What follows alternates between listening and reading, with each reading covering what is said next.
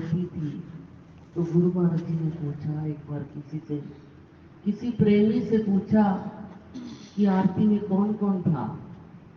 तो वो कहने लगे ये भी नहीं था, ये भी नहीं था, ये भी नहीं था। तो गुरु महाराज जी के पूछने का ढंग था। कहने लगे तुम आरती करने गए थे या ये देखने गए थे कि कौन है और कौन नहीं है। हम लोग भी ऐसे ही हैं। आरती में जाकर के देखते हैं कोई क्या कर रहा है, कोई कैसे बैठा है, कैसे उठ रहा है। आरती में पूरा ध्यान नहीं होता। अगर हम सुबह शाम आरती में पूरा ध्यान लगा लें तो क्या बात हो जाए। ध्यान करने से हमारे कई विकार जो हैं झड़ते हैं, दूर होते हैं।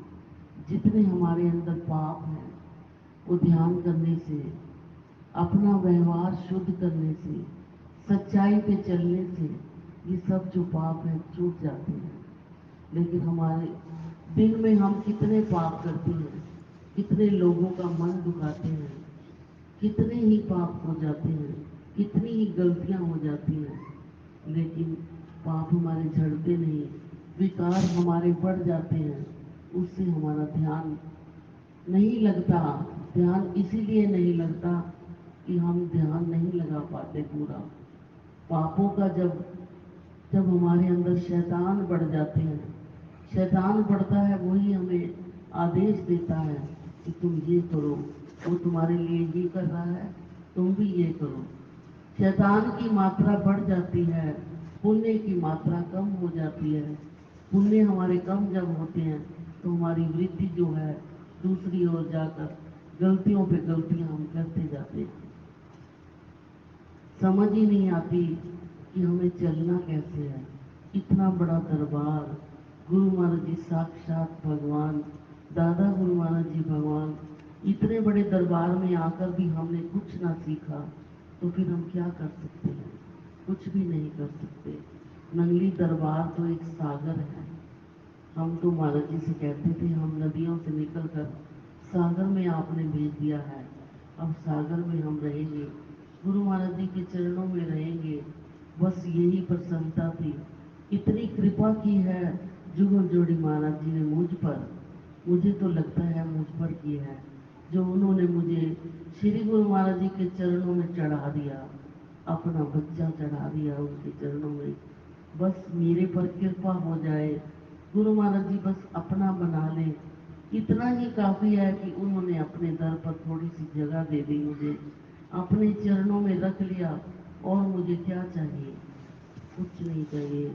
उनकी सेवा, उनका दीदार, उनकी आरती पूजा, महाराज जी ने यही हमारी सेवा लगाई थी, बेटा मंदिर का ध्यान रखो और आरती पूजा का ध्यान रखो, तुम्हारी सेवा यही है। दादा गुरु महाराज जी एक बार सत्संग कर रहे थे तो वो कहने लगे आज हम अपने प्रेमियों की परीक्षा लेते हैं।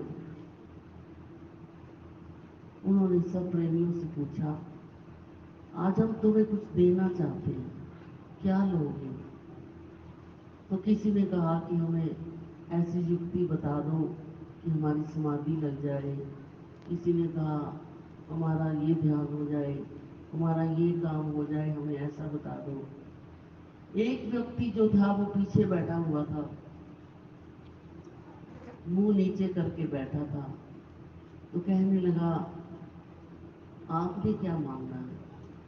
उसने कहा मुझे शोहरत नहीं चाहिए, मान इज्जत नहीं चाहिए, मुझे केवल आपका प्यार चाहिए, मुझे सिर्फ आप चाहिए, आपसे मैं आपको ही मांगता हूँ, मुझे और किसी चीज की जरूरत नहीं। दादा गुरु महाराज जी बहुत खुश हुए कि बस मैं यही चाहता था कि जो मांगना है वो ही मांगो। संसार की वस्तुएं ये सब तो तुम्हें मिल ही जाएंगी, लेकिन दरबार में आकर जब हमारे चरणों में बैठते हो तो हमें ही मांगो जिससे तुम्हारा कल्याण हो। लेकिन नहीं, कोई भी नहीं मांगता। उनके पास आकर उनका ध्यान दीदार मांगेंगे तो हमारा जीवन जो है वो सफल हो जाएगा और हमें कुछ नहीं चाहिए। हमेशा ही उनके चरणों में आकर उन्हीं से उनको ही मांगो और हमें कुछ नहीं चाहिए।